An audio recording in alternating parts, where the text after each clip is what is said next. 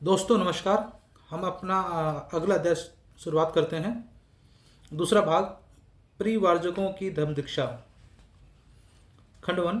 सारनाथ आगमन। अपने सिद्धांत का उपदेश देने का निर्णय करने के बाद बुद्ध ने अपने मन में प्रश्न किया, मैं सबसे पहले किसे अपना धर्म उपदेश दूं।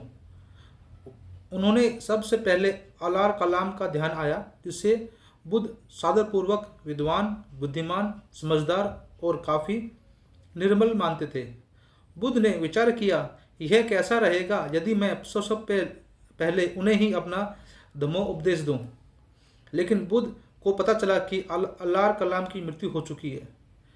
तब उन्होंने उदक रामपुत को उपदेश देने का विचार किया, किंतु उनका भी देहांत हो चुका था। तब उन्होंने अपने उन 5 साथियों का ध्यान आया जो जो तपस्या करते समय निरंजना नदी के तट पर उनके साथ थे और जो गौतम बुद्ध द्वारा तपस्या और काय क्लेश का पद त्याग देने पर क्रोधित होकर उन्हें छोड़कर चले गए थे। उन्होंने अपने मन में कहा, उन्होंने मेरे लिए बहुत कुछ किया, मेरी बहुत सेवा की, मेरी देखभाल की। कैसा रहेगा यदि मैं उन्हें सबसे पहले उन्हें ही अपना उपदेश दूं। उन्होंने उनके ठोर ठिकाने का पता लगाया। जब उन्हें पता चला कि वो वाराणसी या सारनाथ के इसी पतन मृगादाव में रह रहे थे, तो बुद्ध उन्हें खोज में उधर ही चले गए। उन दिनों उन 5 ने जब बुद्ध को आते देखा तो उन्होंने आपस में तय किया कि वे बुद्ध का स्वागत नहीं करेंगे। उनमें से एक बोला, मित्रों, वह श्रीमन गौतम चला आ रहा है, जिसने तपस्या का मार्ग त्याग कर वैभव और भोग का जीवन अपना लिया है। उसने पाप किया है, इसलिए हमें न उसका स्वागत करना चाहिए और न उसके सम्मान में खड़ा होना चाहिए। उसका न पात्र और न ही चीवर पकड़ना चाहिए। हम उसके लिए केवल एक आसन रख देंगे, इच्छा होगी तो वह उस पर बैठ जाएगा। इस पर सब सहमत हो गए। लेकिन जब बुद्ध समीप पहुंचे तो वो 5 परिवारजक अपने निर्णय पर दृढ़ न रह सके। बुद्ध के व्यक्तित्व ने उन्हें इतना प्रभावित किया कि वे सभी अपने आसन से खड़े हो गए। एक ने बुद्ध का पात्र लिया, एक ने चीवर संभाला, एक ने आसन बिछाया और एक अन्य पांव धोने के लिए पानी ले आया। वास्तव में एक अप्रिय अतिथि का यह साधारण स्वागत था। इस प्रकार जो उपेक्षावान थे वो श्रद्धावान बन गए। बुद्ध का अगला बुद्ध का प्रथम धर्मोपदेश। कुशलक्षेम की बातचीत हो चुकने के बाद परिवारजकों ने बुद्ध से प्रश्न किया कि क्या अब भी तपस्या व काय क्लेश में उनका विश्वास था। बुद्ध का उत्तर ना में था। बुद्ध ने कहा कि 2 सिरे की बातें थी, एक काम भोग का जीवन और दूसरा काय क्लेश का जीवन। एक का कहना है खाओ पियो मौज उड़ाओ क्योंकि कल तो मर ही जाना है। दूसरे का कहना है कि यदि वासनाओं का मूलच्छेद कर दो क्योंकि वो पुनर्जन्म के कारण है, उन्हें दोनों को आदमी के योग्य नहीं माना। वे मध्यम मार्ग यानी बीच का मार्ग को अपनाने वाले थे, जो न तो काम भोग का मार्ग है न ही काय क्लेश का मार्ग है। बुद्ध ने परिवारजकों से कहा, मैं इस प्रश्न का उत्तर दो कि जब तुम्हारे मन में संसारिक अथवा अलौकिक भोगों की कामना बनी रहेगी, क्या तुम्हारा समस्त काय क्लेश व्यर्थ नहीं होगा। उन्होंने उत्तर दिया, जैसा आप कहते हैं वैसा ही है। काय क्लेश का शोक संतप्त जीवन गुजारने से आप काम तृष्णा से कैसे मुक्त हो सकते हैं। उन्होंने उत्तर दिया, जैसा आप कहते हैं वो वैसा ही है। जब आप अपने आप पर विजय नहीं पा लेंगे तभी आप काम तृष्णा से मुक्त होंगे। तब आप में सांसारिक काम भोग की भावना नहीं रहेगी और तब आपकी स्वाभाविक इच्छा आपको दूषित नहीं करेगी। आपको अपनी शारीरिक आवश्यकताओं के अनुसार ही खाना पीना ग्रहण करना चाहिए। सभी तरह की विषय शक्ति कमजोर बनाती है। विषयों में आसक्त प्राणी वासनाओं का गुलाम होता है। सभी काम भोगों की इच्छा करना अपमानजनक और अभद्र है। लेकिन मैं तुम्हें बताता हूँ कि शरीर की स्वाभाविक आवश्यकताओं को पूर्ति करना बुराई नहीं है। शरीर को स्वस्थ बनाए रखने के लिए एक कर्तव्य है, अन्यथा आप अपने मनोबल को दृढ़ और स्वच्छ नहीं बना रख सकेंगे और प्रज्ञा रूपी भी प्रज्वलित नहीं कर सकेंगे। हे परिवर्जकों, ये दो अंत की बातें हैं जिससे प्राणी को सदा बचना चाहिए। एक और उन चीज़ों में संलग्न रहने की आदत में जिनका आकर्षण वासनाओं एवं मुख्यतः विषय शक्ति पर निर्भर करता है। यह संतुष्टि प्राप्त करने का निम्न कोटि का तथा विधर्मी मार्ग है, अयोग्य है, हानिकारक है, तथा दूसरी ओर आदत के अनुसार इसका अभ्यास तपश्चर्या अथवा काम काय क्लेश जो दुखदायी है, अयोग्य है और हानिकारक है। इन दोनों अतियों की बातों से अलग एक मध्यम मार्ग है, जो समझ लो कि यही मार्ग है जिसका मैं उपदेश देता हूँ। पांचों परिवारजकों ने उसकी बात ध्यान से सुनी। यह न जानते हुए कि बुद्ध के मध्यम मार्ग का क्या उत्तर दें। उन्होंने प्रश्न किया, जब हम आपको छोड़कर चले आए थे तो उसके बाद आप क्या कर रहे थे? तब बुद्ध ने उन्हें बताया कि किस प्रकार वह गया पहुँचे, कैसे उस पीपल के पेड़ के नीचे ध्यान लगा कर बैठ गए और किस प्रकार 7 सप्ताह तक समाधि के बाद उन्हें ये बोध ज्ञान प्राप्त हुआ जिससे वह नए मार्ग का आविष्कार कर सके। यह सुनकर परिवारजक उस नए मार्ग के बारे में जानने के लिए अत्यंत अधीर हो चुके। उन्होंने बुद्ध से प्रार्थना की कि वे उन्हें विस्तार से बताएं। बुद्ध ने स्वीकार किया। बुद्ध ने बात आरंभ करते हुए बताया कि उनका मार्ग जो सद्धम है उसे आत्मा और परमात्मा से कुछ लेना देना नहीं है। उनके सद्धम को इस बात से कोई सरोकार नहीं है कि मरने के बाद जीवन का क्या होता है। उनका सद्धम को कर्मकांड की क्रियाकलापों से भी कुछ लेना देना नहीं है। बुद्ध के धम्म का केंद्र बिंदु आदमी है और इस पृथ्वी पर अपने जीवन काल में एक आदमी का दूसरे आदमी के साथ संबंध का होना है। बुद्ध ने कहा, यह उनका प्रथम अभिधारणा है। उनका दूसरा आधार तत्व था कि प्राणी दुख, कष्ट और दरिद्रता में जीवन व्यतीत कर रहे हैं। संसार दुख से भरा है और धम्म का उपदेश मात्र यही है कि संसार के इस दुख को कैसे दूर किया जाए। इसके अलावा सद्धम और कुछ नहीं है। दुख की अस्तित्व की स्वीकृति और दुख को दूर करने का मार्ग दिखाना ही उनके धम्म का आधार है। धम्म के लिए एकमात्र यही सही आधार और औचित्य हो सकता है कि जो धर्म इस बात को स्वीकार नहीं करता वह धर्म ही नहीं है। हे भिक्षुओं, वास्तव में जो भी शर्मन या ब्राह्मण यह नहीं समझाते कि संसार में दुख है और उस दुख को दूर करना ही धर्म की प्रमुख समस्या है, मेरे विचार में उन्हें शर्मन या ब्राह्मण ही नहीं मानना चाहिए।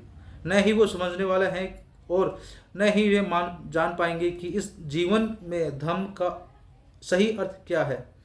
तब परिवारजकों ने पूछा, यदि आपके धर्म का आधार दुख का अस्तित्व और उसे दूर करना है, तब हमें बताइए कि आपका धर्म दुख का नाश कैसे करता है। तब बुद्ध ने उन्हें समझाया कि उनके धर्म के अनुसार यदि हर आदमी पवित्रता से इसके पथ पर चले, धर्म परायणता के पथ पर चले, शील मार्ग पर चले, तो इसके सभी दुखों का अंत हो जाएगा। और उन्होंने आगे कहा कि उन्होंने ऐसे धम्म का आविष्कार कर लिया है। बुद्ध का प्रथम धम्मोपदेश, पवित्रता का पथ। तब परिवारजकों ने बुद्ध से अपने धम्म की व्याख्या करने की प्रार्थना की। बुद्ध ने यह सहज स्वीकार कर लिया।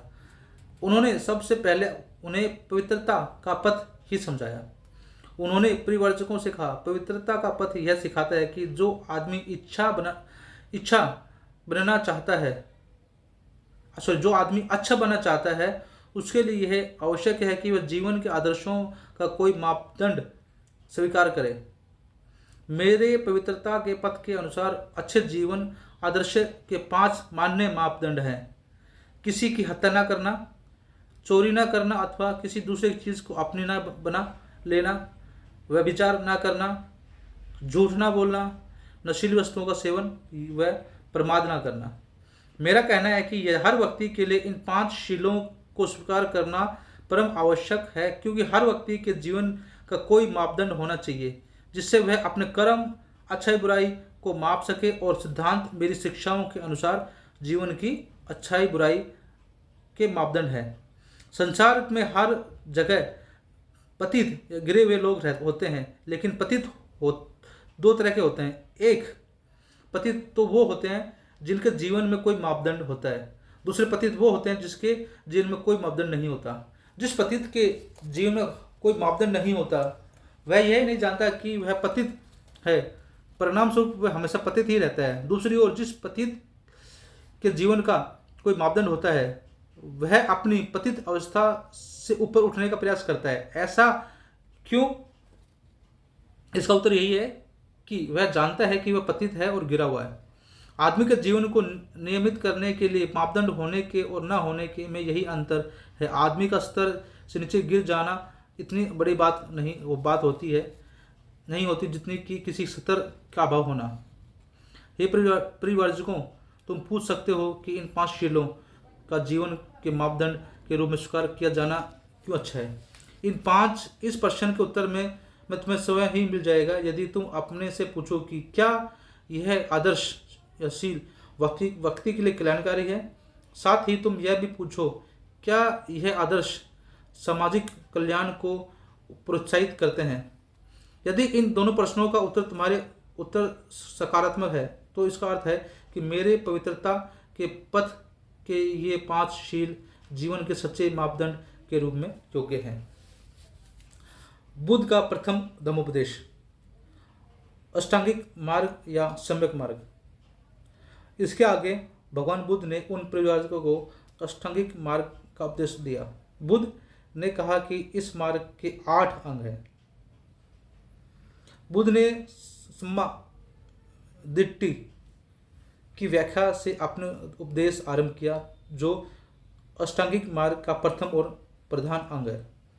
सम्यक दृष्टि को महत्व समझाने के लिए बुद्ध ने परिवारजकों से कहा, हे परिवारजकों, तुम्हें इसका बोध होना चाहिए कि संसार एक कारागार है और आदमी इस कारागार में एक कारावासी है। यह कारागार अंधकार से भरा हुआ है। इसमें इतना अधिक अंधेरा है कि कैदी को यहाँ कुछ भी दिखाई नहीं देता है। कैदी को यहाँ यह तक दिखाई नहीं देता है कि यह कारावासी है। वास्तव में बहुत अधिक लंबे समय तक इस अंधेरे में रहने के कारण आदमी न केवल अंधा हो गया है बल्कि उसे इस बात में भी बहुत संदेह हो गया है कि प्रकाश नाम की कोई ऐसी अनोखी चीज़ भी कहीं अस्तित्व में हो सकती है। मन ही एक ऐसा साधन है जिसके माध्यम से आदमी को प्रकाश की प्राप्ति हो सकती है, लेकिन इस उपदेश के लिए इन कारावासियों का मन एक उपयुक्त साधन नहीं है।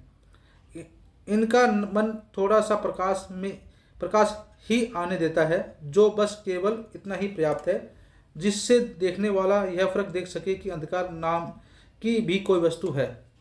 इस प्रकार स्वभाव से ही दोषपूर्ण यह समझ है। लेकिन हे परिवारजकों, यह जान लो कि कैदी की स्थिति ऐसी निराजन नहीं है जैसी यह प्रतीत होती है, क्योंकि आदमी एक ऐसी चीज़ है जिसे संकल्प शक्ति या मनोबल कहा जाता है। वह आदमी के सम्मुख कोई उपयुक्त प्रयोजन का उदय हो जाता है तो मनोबल को जागृत और क्रियाशील किया जा सकता है। किस दिशा में इस मनोबल को लगाया जाए या देखने के लिए पर्याप्त प्रकाश मिलने पर आदमी उस मनोबल का मार्गदर्शन कर सकता है और इस प्रकार बंधन मुक्त हो सकता है। इस प्रकार यद्यपि आदमी बंधन में है तो भी वह स्वतंत्र हो सकता है। वह किसी भी क्षण में ऐसा पहला कदम उठा सकता है जो अत्यंत उसे स्वतंत्रता प्रदान करेगा। इसलिए है क्योंकि हम किसी दिशा में अपने मन को ले जाना चाहें, हमारे लिए उसे उस दिशा में ले जाना संभव है। यह मन ही है जो हमें जीवन रूपी कारागार का कैदी बनाता है और यह मन ही है जो हमें ऐसा बनाए रखता है। लेकिन मन में जो कुछ बनाया है उसे मन ही नष्ट कर सकता है। यदि इसने आदमी को दास बनाया है तो ठीक दिशा दिखाने पर यह आदमी को स्वतंत्र भी कर सकता है। यह है तो सम्यक दृष्टि कर सकती है। तब परिवर्जकों ने प्रश्न किया, सम्यक दृष्टि का अंतिम उद्देश्य क्या है? बुद्ध ने उत्तर दिया, अविद्या का विनाश ही सम्यक दृष्टि उद्देश्य है। यह मिथ्या दृष्टि की विरोधनी है। और अविद्या का अर्थ है आर्य सत्यों तथा दुख के अस्तित्व या दुख के निरोध का उपाय को न समझ पाना। सम्यक दृष्टि का अर्थ है कर्मकांड की क्रियाकलापों का प्रभाव उत्तेजकता में विश्वास न रखना और शास्त्रों में पवित्रता का मिथ्या धारण से मुक्त होना। सम्यक दृष्टि का अर्थ है अंधविश्वास तथा अलौकिकता का त्याग करना। सम्यक दृष्टि का अर्थ है ऐसा सभी मिथ्या धारणाओं का त्याग करना जो कल्पना मात्र है और जो यथार्थता अथवा अनुभव पर आधारित नहीं है। सम्यक दृष्टि के लिए स्वतंत्र मन और स्वतंत्र विचार आवश्यक होते हैं। हर आदमी के कुछ उपदेश, आकांक्षाएं और महत्वाकांक्षा होती है। सम्यक संकल्प यह शिक्षा देता है कि ऐसे उद्देश्य, आकांक्षाएं और महत्वाकांक्षाएं उच्च स्तर की ही एवं सराहनीय हो और निम्न स्तर की हो एवं अयोग्य न हो। सम्यक वाणी हमें शिक्षा देती है कि आदमी केवल वही बोले जो सत्य है। आदमी साथ सत्य ना बोले, आदमी दूसरों की भलाई ना करे, आदमी दूसरों की बुराई ना करे, आदमी पर निंदा से दूर रहे, आदमी किसी के लिए भी क्रोध और गाली गलौज वाली भाषा का उपयोग ना करे, आदमी सभी के साथ दया से भरी तथा विनम्र वाणी का व्यवहार करे, किसी आदमी को व्यर्थ की मूर्खतापूर्ण बातों में नहीं पड़ना चाहिए बल्कि उसकी वाणी बुद्धि संगत और सार्थक होनी चाहिए। जैसे मैंने समझाया है कि सम्यक वाणी का व्यवहार किसी भय अथवा पश्चाताप के कारण नहीं होना चाहिए। इससे कुछ भी संबंध नहीं होना चाहिए कि कोई श्रेष्ठ आदमी उसके कार्य के बारे में क्या सोचता है अथवा सम्यक वाणी के व्यवहार के कारण क्या हानि हो सकती है। सम्यक वाणी का मापदंड न किसी ऊपर के आदमी की आज्ञा है और न ही किसी आदमी के व्यक्तिगत लाभ के लिए है।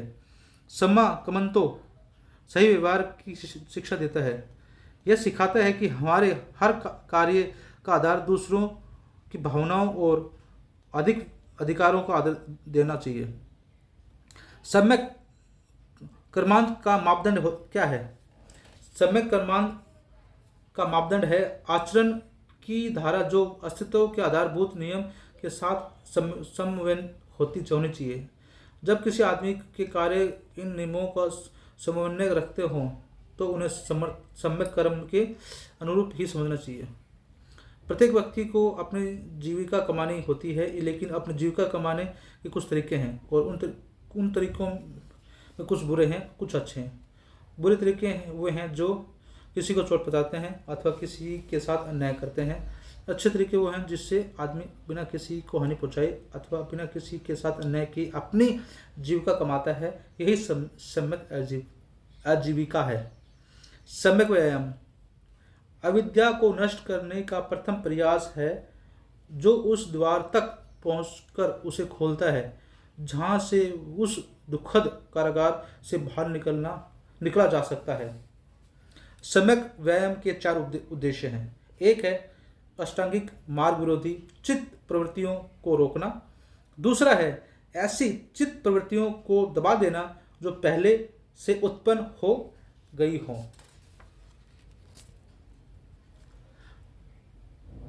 तीसरा है ऐसी चित्त प्रवृत्तियों का उत्पन्न करना जो अष्टांगिक मार्ग की आवश्यकताओं को पूर्ति में सहायक हो।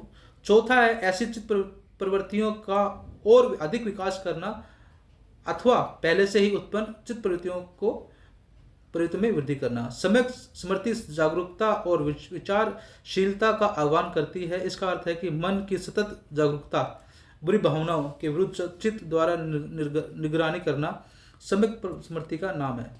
हे परिवारजनों, सम्यक दृष्टि, सम्यक संकल्प, सम्यक वाणी, सम्यक मार्ग, सम्यक आजीविका, सम्यक व्यायाम, सम्यक स्मृति और सम्यक समाधि प्राप्त करने का प्रयास करने वाले व्यक्ति के मार्ग में 5 बंधन अथवा बाधाएं आती हैं। ये 5 बाधाएं हैं लोभ, द्वेष, आलस्य, चिकित्सा तथा अनिश्चय। इसलिए इन बाधाओं को विजय प्राप्त करना आवश्यक है क्योंकि ये वास्तव में बंधन है और इन सब पर विजय प्राप्त पाने के माध्यम ही समाधि है। लेकिन परिवारजनों, यह समझ लो कि सम्यक समाधि वही नहीं है जो समाधि है, यह उससे कुछ बिल्कुल भिन्न है। समाधि तो चित्त की एकाग्रता मात्र है, इसमें संदेह नहीं है कि यह ध्यान की अवस्था में ले जाती है जो स्वयं प्रेरित होती है और 5 संयोजनों का बंधनों को निलंबित करती है। लेकिन ध्यान की ये वो अवस्थाएं अस्थायी है, परिणाम स्वरूप संयोजनों का निलंबन भी अस्थायी है। आवश्यकता है चित्त को स्थायी रूप से एकाग्र करने की। चित्त की ऐसी स्थायी एकाग्रता सम्यक समाधि द्वारा ही प्राप्त की जा सकती है। अकेली समाधि का एक नकारात्मक स्थिति है, क्योंकि यह केवल संयोजनों को अस्थायी तौर पर निलंबित करती है। इनमें इनमें मन में कोई प्रशिक्षण नहीं है। सम्यक समाधि सकारात्मक भी है। एकाग्रता के समय यह मन को एकाग्र करने के लिए प्रशिक्षित करती है और कुशल कर्म के लिए प्रेरित करती है। यह संयोजन उत्पन्न अकुशल कर्मों की ओर मन को आकर्षित होने की प्रवृत्ति को ही नष्ट कर देती है। सम्यक समाधि मन को सदा कुशल कर्मों के बारे में सोचने के लिए अभ्यस्त करती है। सम्यक समाधि मन को कुशल कर्म करने के लिए अपेक्षित शक्ति देती है। आज के लिए हमारा इस अंश में हम इसको आज हमारे अंश को यहीं समाप्त करते हैं। मिलते हैं हम आपसे अगले चरण में। धन्यवाद।